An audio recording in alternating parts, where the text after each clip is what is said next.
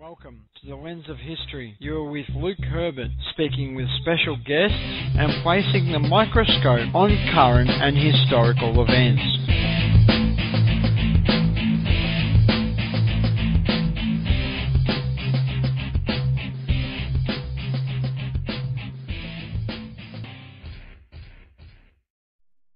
Welcome, listeners, to this latest installment of The Lens of History, and I'm, of course, your host, Luke Herbert. And today's show is quite a change in flavour, but sitting on the couch in the studio, or at least in our Californian studios, is the author Michael Datcher. How are you today?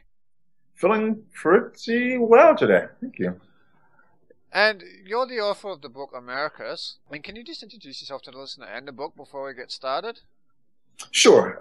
This is Michael Datcher. I'm the author of the New York Times best-selling book Raising Fences, which was a Today Show Book of the Month and profiled on Oprah, and also the historical novel Americus, which is set about 13 miles from Ferguson, a town that you may have heard about because of the racial conflagration about a year ago.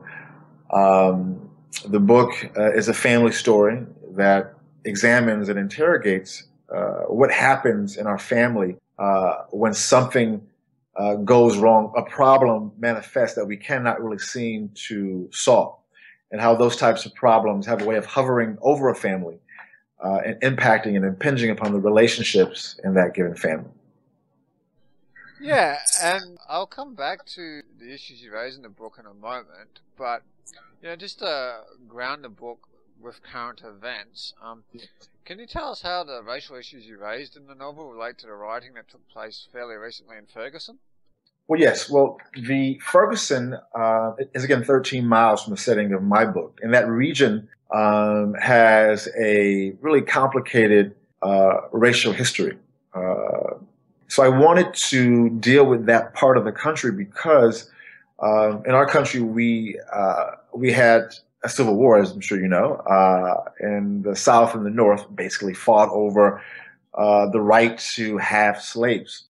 And my book is set in a town called East St. Louis, Illinois, and it's just across the river, the Mississippi River, from St. Louis, Missouri, which was a slave state per the infamous Missouri Compromise. So literally, one could cross the river and be in a slave state. However, that river didn't stop the free state of Illinois from having very similar racial conflicts. And so this book was my attempt to really talk about race and racism and slavery, at least as a backdrop, and the intersection of race and violence in America by diving into history. Because we know oftentimes past is prologue. In the modern context, because people, at least in our country, are loath to even now talk about race, I thought it would be more interesting to set the story in the past, because when there is the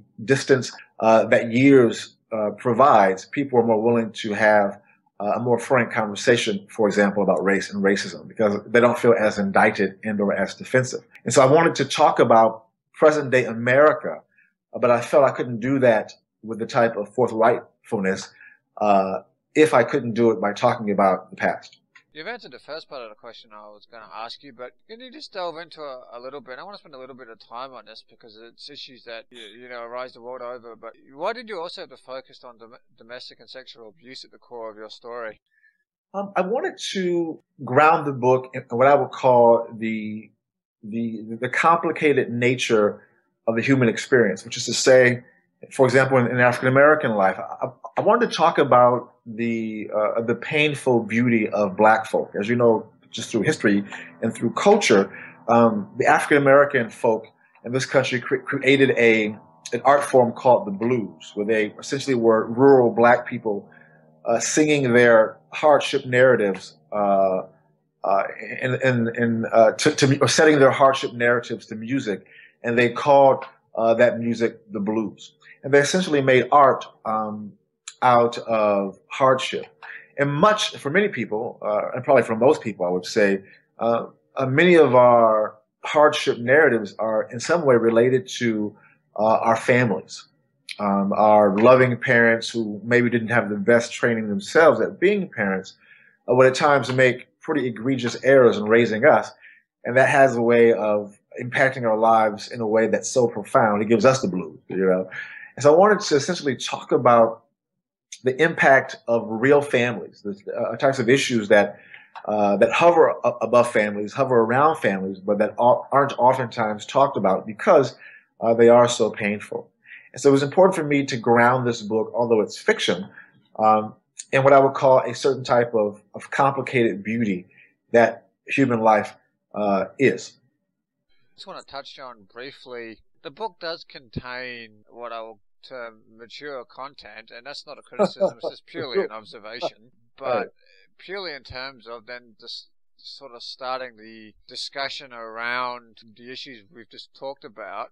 Yes. Just tell the listener briefly why you chose to go for the mature content. Does it tie into what you've just directly said?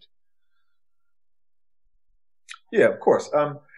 I wanted to give people insight into the lives of individuals, but also I wanted to, in a hopefully a subtle way, acknowledge that the issues raised in this particular book are issues that many of us deal with, but don't really have a voice or a platform in which to speak about them. As we talked about before the actual airing of this show, kind of off camera or off audio, we talked about how in families there are things that we have in our families that are difficult to speak about. And sometimes when you just talk about an issue, it's a great way to process through pain or process through the blues. And so, for example, this book deals with, it hints at kind of incestuous feelings. It hints at pretty intense physical abuse between fathers and sons. It deals with very intense racial animus that's extremely violent and bloody. It deals with very, very, very serious issues. It deals with prostitution, which is kind of a forced sexual slavery, just real issues. It also deals with friendship and family love, and there's funny elements to the book as well. But really the goal, Luke, as I really wanted to talk about, I want to represent a replete human experience, in part because I find, at least with African Americans, oftentimes black folk are presented as these stick figures. Either we're like the Dr. King, couldn't create a sin, perfect, iconic individuals, or we're all like early Snoop Doggy Dogg or early Dr. Dre. We're like just monsters or saints. And I wanted to really, really, really deep dive into the complicated nature of the human soul. So I hope you forgive this comparison, but you're basically saying a lot of the time in fiction, African American characters are cardboard cutouts that you kind of find in the old war movies. You'll find the bad guys and basically cardboard cutout characters that are there to get blown up.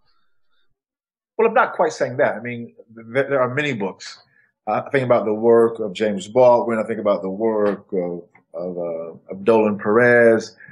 I think about the work of various authors, the work certainly of Toni Morrison. So there are books that represent black folk in a complicated way.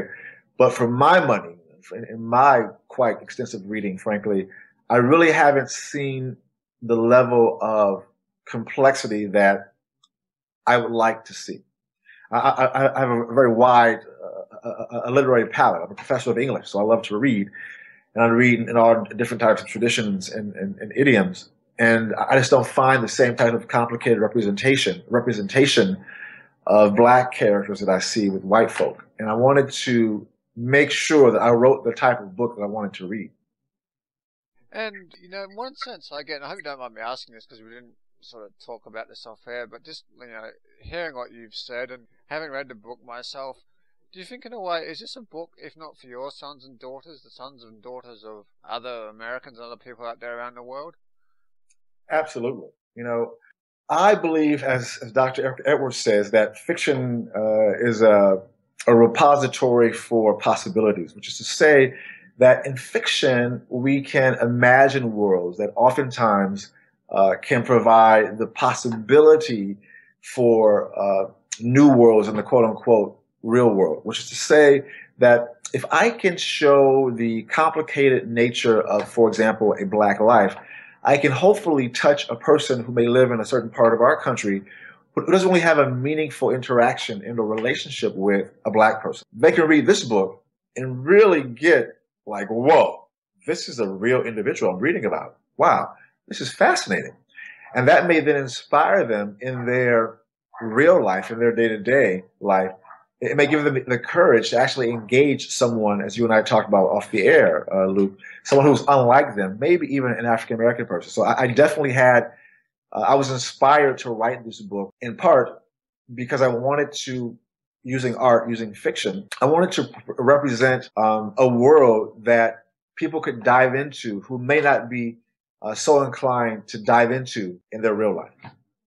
Yeah, hearing you say that, I'm very much reminded of when I first started watching Star Trek when I was a kid, and nice. It hit a couple of different chords. I mean, I'll just mention it briefly to try and identify what you've been saying and because I'm trying to convey all this to the listener as well.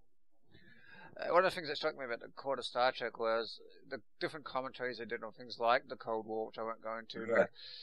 But more pointedly for this discussion was there were also Gene and Roddenberry was displaying the better side of humanity, and we could spend hours discussing why or if the better side of humanity will ever trump over its worst side.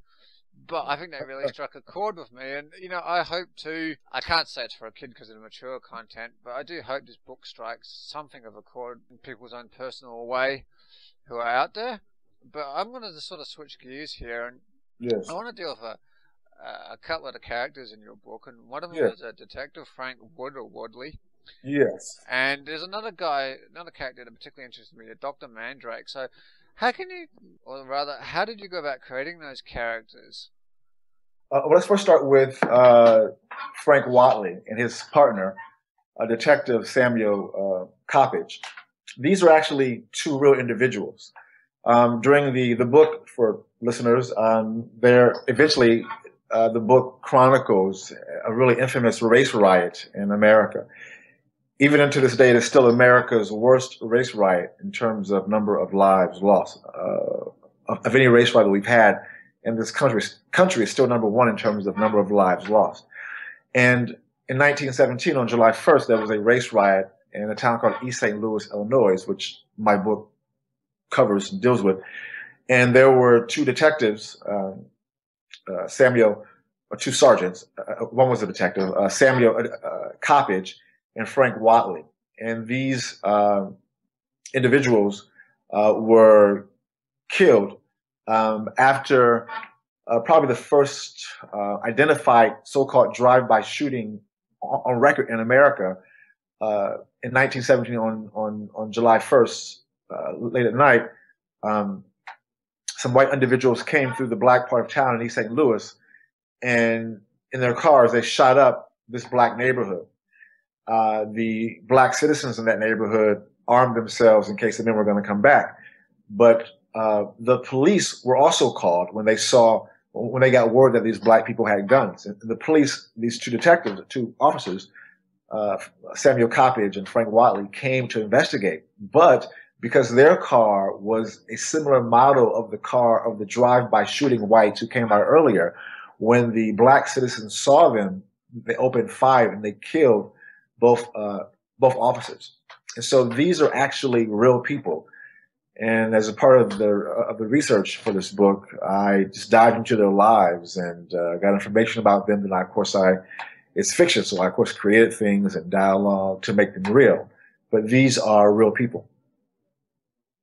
And that was sort of one of my, I wouldn't say favorite parts of the book, but I enjoyed the conversation between the two cops because I think it actually did quite a bit to highlight the racial issues in there, and it might not have been your intent, but there's I think there's a conversation there when it goes, no, I can't have you arresting a white woman, or white guy, sorry. And I think, and even though there's they're good friends too as you portray them. And the other interesting part that I found too was, Frank, I think it's Frank, he makes a decision, okay, he's not the hugest fan of black people, but even he doesn't want to see their houses burnt down and their neighborhoods, turned to ash. Right. That's actually Sam who has my apologies. That's okay. So, is that dialogue to move the story along, or is that dialogue there also illustrative of the racial issues? Well, great question. Well, I wanted to show everyone as a real breathing human being. And so Sam and Frank were partners and complicated people. And I wanted to show just some buddies. You know, I've got buddies too. You know, let me just say, you know, at times, because things are so intense racially, at least now in America, it's also easy for black people, for example, to demonize many white people or demonize most cops. And, you know, at times for good reason. But I wanted to show these cops as complicated men, you know. Both of these guys, both Sam and Frank, have, you know, somewhat retrograde racist ideas about black people. And they certainly are men of their time. But they also are people who have some standards, some ethical undergirding to them. And so you mentioned a part of the book, Sam, whose father, his real father, used to beat his mother.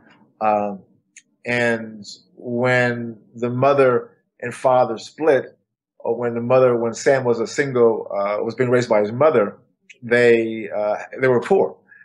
So it was really important for Sam to not allow women to be beat up. And so there's a scene in the book where during one of the preliminary riots, some of the men are jumping on black women, and Sam jumps in and he stops them from beating up this woman.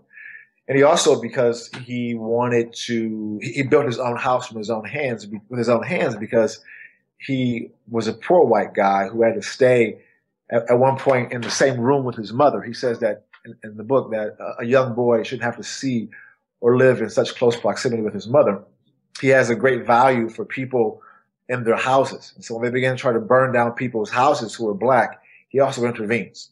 And so I wanted to highlight those two aspects of Sam, because even though a person can be a racist, it is important for us to show them not as monsters, but as people who have nuance and as people, you know, who have ideas about all types of things. And they're not these kind of cookie cutter individuals. The racial issue goes beyond just the Ku Klux Klan, might be a way of putting it. Right. That's right. Yeah, and you know, we'll talk about this a little bit off air, but I would like you to, if you can, just, you know, talk a little bit about your identity as an African American, and just, you know, even to put it out there to the international listener.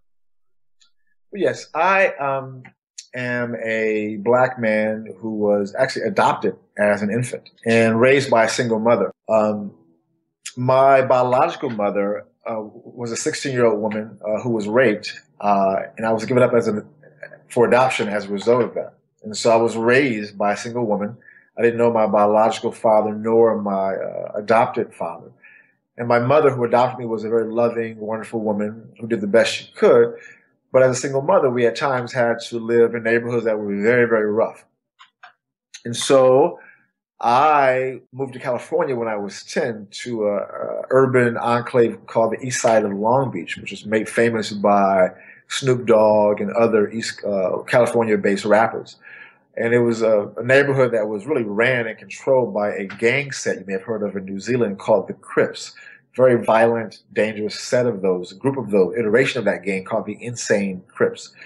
And so I grew up in this very intense, violent situation. And in my neighborhood, it was routine for the police literally to beat up citizens. I mean, they would stop you and just beat you up. And it was so common that when I got to college eventually, I thought it was legal for the police just to stop you and beat you up because I'd seen that so much in my life. It wasn't until I talked to and began to make white friends in college and talked to them that I learned that it was not legal. And or it wasn't their experience that the police did that to citizens. And so literally, I would say that living in America, walking around the country in black skin has literally framed my life. Because not so much by what I think about white folks, but by how white people respond to the black body. Not all people, of course, obviously, but in terms of, in a very practical way, in terms of who gets hired for jobs. When you walk into a store, and we talk about off air, how people will follow you around the store just because you are in this black skin. The ways in which people respond to you as you walk down the street, women in particular who will cross the street because they're afraid that you will do some harm to them. And so it takes a lot of internal work to deal with that type of reality. It can make you, it can destroy you mentally. It can make you very bitter. It can make you very hateful. It can drive you literally insane. I have witnessed people where African Americans literally lose their minds because of the complicated sojourn of walking in a black body, living in a black body, experiencing life in a black body in America.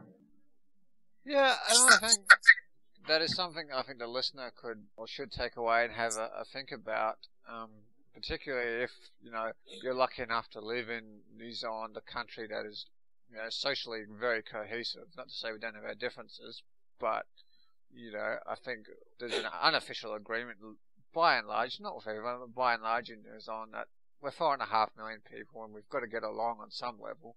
So, and if I can just make a quick comment too, I think it just shows the vast gulf of people's experiences and lives and how determined a lot by where you're born, to be honest. Yeah, that's right. And just I want to make a quick note on education, which we discussed off air, but just because one of the things that people from outside America will often observe is the variance and the quality of education.